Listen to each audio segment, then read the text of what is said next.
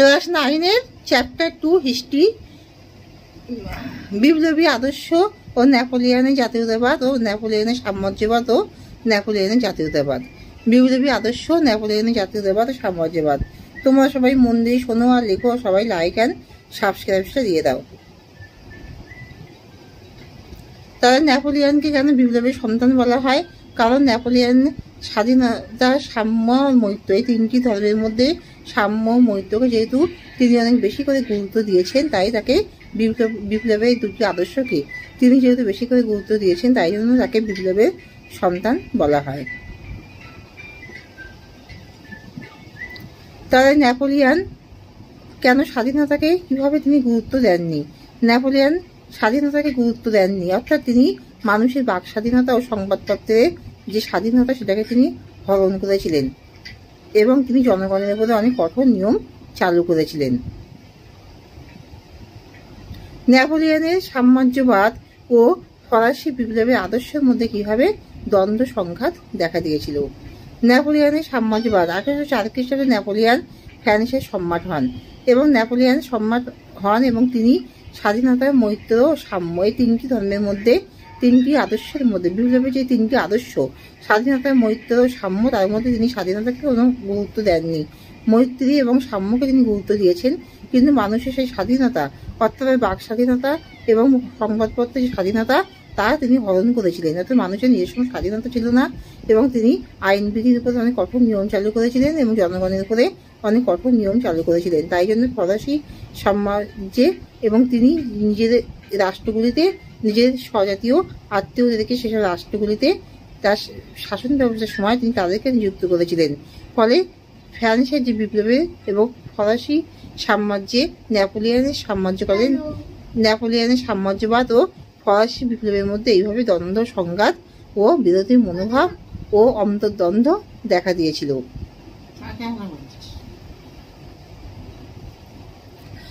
Napoleon কেন Russia আক্রমণ করেছিল? নেপোলিয়ন রাশিয়া আক্রমণ করেছিল কারণ রাশিয়ার সাথে নেপোলিয়নের যে 1807 খ্রিস্টাব্দে তিলসিটের সন্ধি হয়েছিল, সেই তিলসিটের সন্ধি অনুযায়ী ফ্রান্স যে ইংল্যান্ডের বাণিজ্যের উপরে ফ্রান্স যে কঠোর বিধি যে চালু করেছিল, অর্থাৎ ইংল্যান্ডের শুল্ক অন্য ইউরোপের বন্দরে, ইংল্যান্ডের শুল্ক বোঝাই জাহাজ ইউরোপের বন্দরে বা ফ্রান্সের বন্দরে আসবে না, এইভাবে যে কঠোর নিয়ম চালু করেছিল, তাতে রাশিয়াকে যোগদান করতে বলেছিল। কিন্তু রাশিয়া তাতে যোগদান করলেও রাশিয়া তুরস্ক আক্রমণের ব্যাপারে ফ্রান্স কোনো সেই শর্ত মানেননি। অর্থাৎ রাশিয়া তুরস্ক আক্রমণের ব্যাপারে ফ্রান্স যে সেনাবাহিনী দিয়ে সাহায্য করবে বলেছিল, ফ্রান্স সেই শর্ত মানেনি। ফলে রাশিয়ার বাজারে ইংল্যান্ডের পণ্য সামগ্রীর ব্যাপক চাহিদা ছিল। তাই জন্য এই নীতির ফলে পণ্য সামগ্রীর দাম প্রচুর পরিমাণে বৃদ্ধি পায়। তখন রাশিয়ার সম্রাট 1810 খ্রিস্টাব্দে এই ব্যবস্থা মেনে নিতে চায়নি। ফলে রাশিয়ার সাথে ফ্রান্সের মধ্যে অন্তর্দ্বন্দ্ব দেখা দেয়।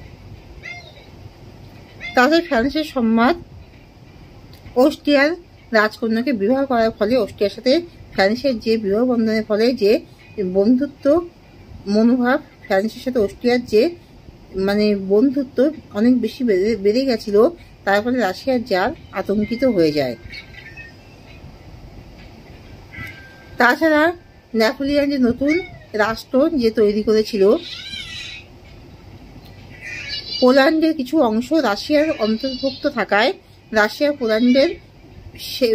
অন্তর্ভুক্ত পোল্যান্ডের জায়গা যাতে ফ্রান্স দখল করতে না পারে, সেই ব্যাপারে শর্ত চাইলেও ফ্রান্স সম্রাট নেপোলিয়ন সেই শর্তে তিনি কোনো কর্ণপাত করেননি। ফলে উভয়ের মধ্যে দ্বন্দ্ব সংঘাত দেখা দেয় এবং রাশিয়ার জার আর ফ্রান্সের সম্রাটের কথা কোনো গুরুত্ব দেয়নি এবং সেই সন্ধি শর্ত ভঙ্গ করায় রাশিয়ার সম্রাটের জারের বিরুদ্ধে ফ্রান্সের সম্রাট নেপোলিয়ন রাশিয়া আক্রমণ করতে বিশাল সেনাবাহিনী নিয়ে রাশিয়ার উদ্দেশ্যে রওনা হয়। ফ্রান্সের সম্রাট নেপোলিয়ন কিভাবে ইংল্যান্ডকে অর্থনৈতিক দিক থেকে ক্ষতিগ্রস্ত করে। ইংল্যান্ডের সাথে যুদ্ধে নেপোলিয়ন পরাজিত হয়। ট্রাফালগারের যুদ্ধে নেপোলিয়ন পরাজিত হয়। পরাজিত হওয়ার পর নেপোলিয়ন যখন শক্তির দিক থেকে ইংল্যান্ডের সাথে অন্তর্দ্বন্দ্বে যখন পরাজিত হয়, তখন নেপোলিয়ন ইংল্যান্ডকে অর্থনৈতিক দিক থেকে ক্ষতিগ্রস্ত করার চেষ্টা করে। অর্থাৎ ইংল্যান্ডে বাণিজ্যের যে ব্যাপক চাহিদা ছিল, পণ্য সামগ্রীর যে ব্যাপক চাহিদা ছিল, সেদিক থেকে ইংল্যান্ডকে মারার চেষ্টা করে। অর্থাৎ ইংল্যান্ডে জাহাজ যাতে পণ্যবোঝাই জাহাজ যাতে ইউরোপে কোনো বন্দরে আসতে না পারে অথবা ফ্রান্সের বন্দরে আসতে না পারে, এদের তাকে বাতিল করার ব্যবস্থা প্রভৃতির দিক থেকে তিনি আইন জারি করেন।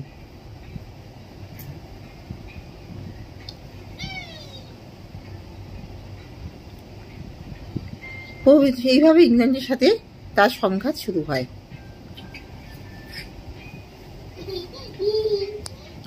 ট্রাফালগারের যুদ্ধ। ট্রাফালগারের যুদ্ধে নেপোলিয়ন ইংল্যান্ডের কাছে পরাজিত হয়।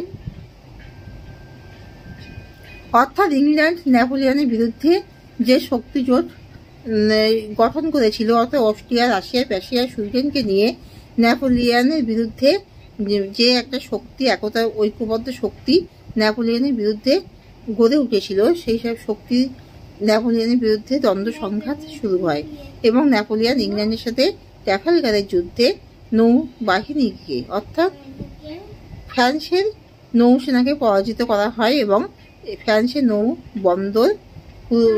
নৌবন্দর পুরোপুরি বিপর্যস্ত হয়ে যায়। আর ওয়াটারলুর যুদ্ধে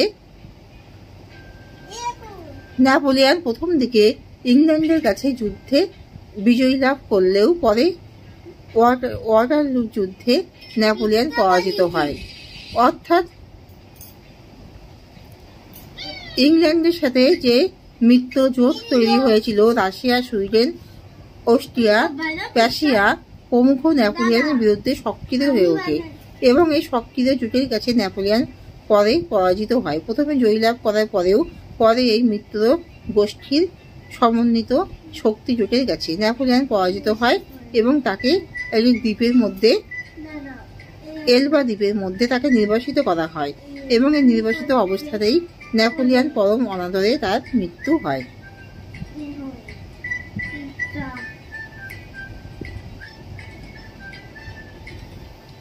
নেপোলিয়ন কত খ্রিস্টাব্দে সম্রাট হন? নেপোলিয়ন 1804 খ্রিস্টাব্দে সম্রাট হন। নেপোলিয়নের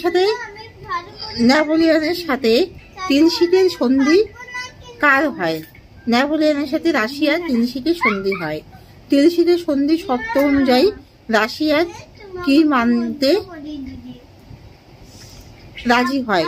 রাশিয়ার মহাদেশীয় অবরোধ প্রথায় যোগ দিতে রাজি হয়। এই মহাদেশীয় অবরোধ প্রথা কি? মহাদেশীয় অবরোধ প্রথা হলো ইউরোপের দুটি শক্তিশালী দেশ হলো ফ্রান্স আর ইংল্যান্ড। এই ইংল্যান্ডকে ফ্রান্স কিছুতেই পরাজিত করতে পারছিল না। তখন ইংল্যান্ডের বাণিজ্যিক দিক থেকে যাতে ইংল্যান্ডকে ক্ষতিগ্রস্ত করা যায়, তাই ইংল্যান্ডের পণ্য সামগ্রী জাহাজ যাতে ফ্রান্সে না আসে অথবা ইউরোপে কোনো বন্দরে যাতে না আসে, তার জন্য তিনি আইন চালু করেন। একেই মহাদেশীয় অবরোধ প্রথা বলা হয় এবং তার পরিবর্তে ফ্রান্সও অর্ডারেশন কাউন্সিল জারি করেন এবং তিনি সেও আদেশ জারি করেন যে ফ্রান্সের জাহাজ যেন ইংল্যান্ডের বন্দরে অথবা মৃত্যু শক্তির কোনো অথবা তার মৃত্যু শক্তির দেশগুলি কোনো ইউরোপে অন্য জায়গায় মৃত্যু শক্তির বন্দরগুলিতে যেন প্রবেশ করতে না পারে। রাশিয়া আক্রমণের কারণ সংক্ষিপ্তভাবে বলো। রাশিয়ার জার যখন সেই সন্ধি মানতে মহাদেশীয় অবরোধ প্রথায় সন্ধি মানতে প্রথম দিকে রাজি হলেও পরে রাজি হয় না। অর্থাৎ যখন মহাদেশীয় অবরোধ প্রথায় রাশিয়া যোগদান করে, কিন্তু ফ্রান্স সন্ধি শর্ত ভঙ্গ করে। অর্থাৎ তুরস্কের সাথে যুদ্ধে রাশিয়াকে কোনো সৈন্য সামন্ত দিয়ে সাহায্য করেনি, ফলে উভয়ের মধ্যে মনোমালিন্য দেখা দেয়। অস্ট্রিয়ার রাজকন্যাকে লুই মারিসাকে, অস্ট্রিয়ার রাজকন্যাকে যেহেতু নেপোলিয়ন বিবাহ করে, অস্ট্রিয়ার সাথে বন্ধুত্ব বেড়ে যায়, ফলে রাশিয়ার জার আতঙ্কিত হয়ে ওঠে।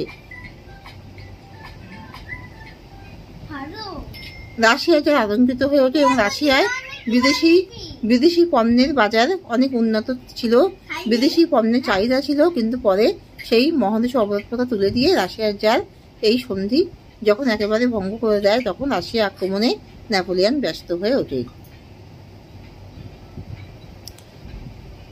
ট্রাফালগারের যুদ্ধ কার সাথে হয়েছিল, কাদের মধ্যে হয়েছিল?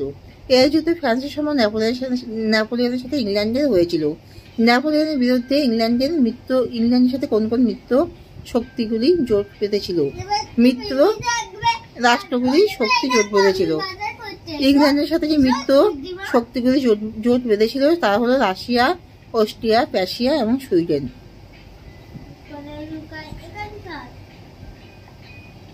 ওয়াটারলু যুদ্ধে কার শেষে ব্যর্থতা নেমে আসে জীবনে?